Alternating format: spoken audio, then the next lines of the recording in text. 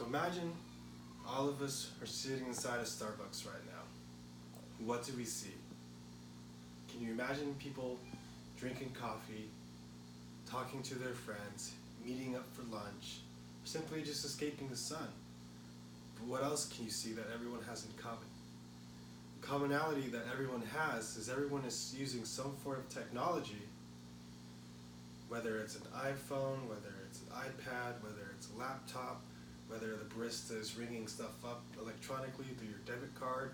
There's some form of computer science that's going on inside this Starbucks. So why is that important? Well, as you can imagine, this is my daughter right here. She's using a laptop. Computer science, right? The science of computers. But why is that important? Well, let's try to first look at books, blogs, or anything with words. And how do we get to a point where we can read and write? Our education system in the United States, from preschool to kindergarten all the way to the 12th grade, was based off a curriculum that was taught us through a step-up process that we mastered by the time we left 12th grade and eventually college and stuff.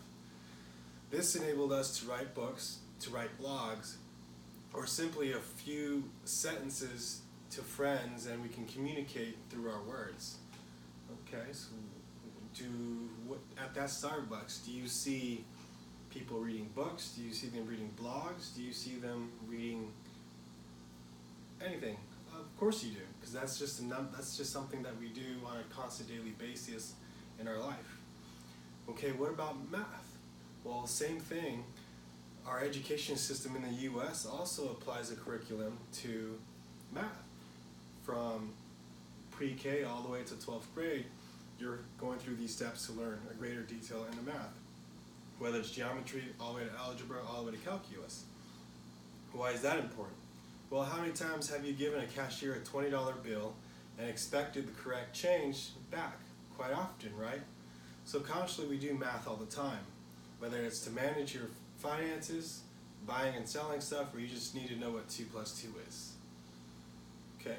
So back to the importance of learning, right? So how does this all tie into computer science? Well, let's start off by understanding what dual immersion is. Well, dual immersion is an approach that first gained traction in North America because educators believed in its potential to move students further towards bilingualism and biliteracy. Because educators felt in certain areas it was necessary for children's future economic and social prosperity. Now let's think about that last part for a second. For the children's future's economic and social prosperity. Now, how does that relate to computer science? Well, the California Department of Education for the last 15 years have found that dual immersion programs perform better than single language learners, and two-way bilingual immersion programs are not replacing English with another language. But both of those provide students an opportunity to acquire a second language. Okay, well, why is that important for computer science? Well, if kids have an opportunity to learn computer science, that's a whole language in itself, and you can talk to more people more readily through computer science. Next slide. As you can see, as far as dual immersion goes, the U.S. is still behind the curve just because in the last 15 years it's really gained traction. As you can see, in other countries, the percentage of bilingual speakers is almost past 80 to 90%, opposed to the United States, where it's under 20%.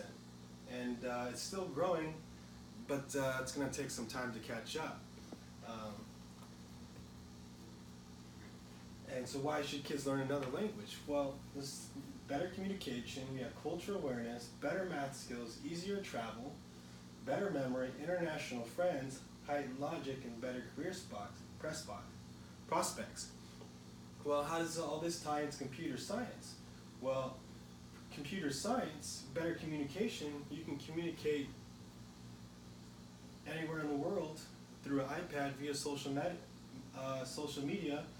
You have cultural awareness campaigns on social media, better math skills, easier travel, better memory, international friends, higher lodging, and better career prospects. Next slide. So, what are the job prospects for that? Well, currently the job prospects is 1.1%.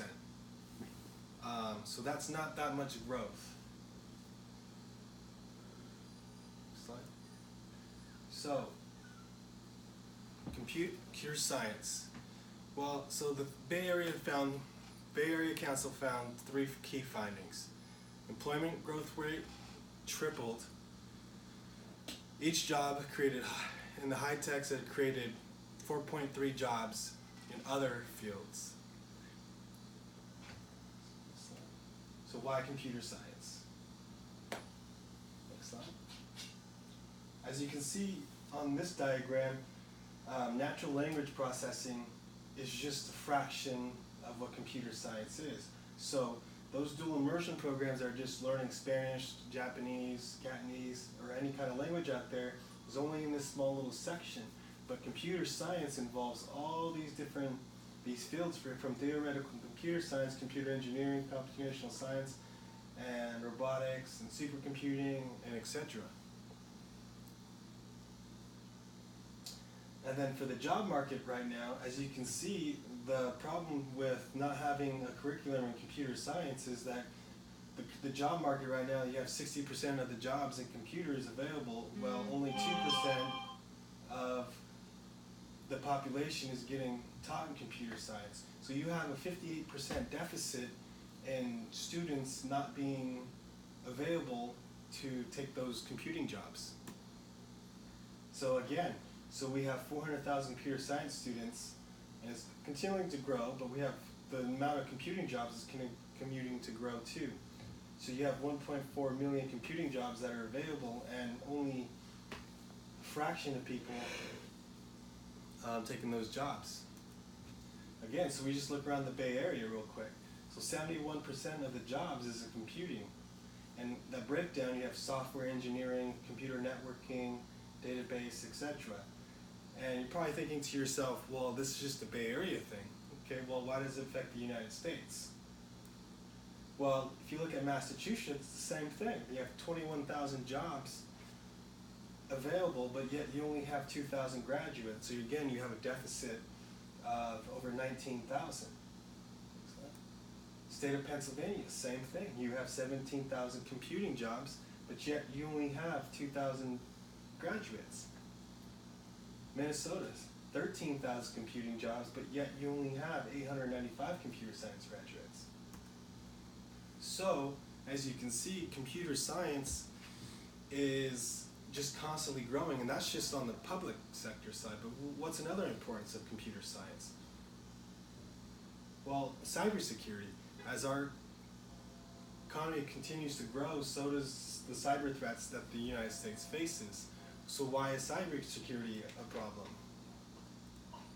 Well, cybersecurity is a problem is because every computer is hacked every 39 seconds. I mean, if you actually think about it, I mean, that's pretty big. And the U.S. has had over 2,000 cyber attacks just in 2016. And cybercrime is now the second most reported economic crime. So let's look at the global outlook. Okay, so cybersecurity jobs are going to triple to 3.5 million by 2021. So you think about all those private sector computing jobs that are available on top of the federal government and state and local jobs that are going to continue to rise because of cybercrime. So as you can see, there's a dire need for computer science to be in the curriculum and for today's youth.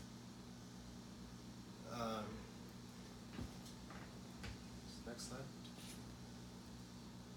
So what's the call to action? Well, the call to action is some states have taken it upon themselves to create curriculum. So this is from some city in Boston where they created a curriculum for coding.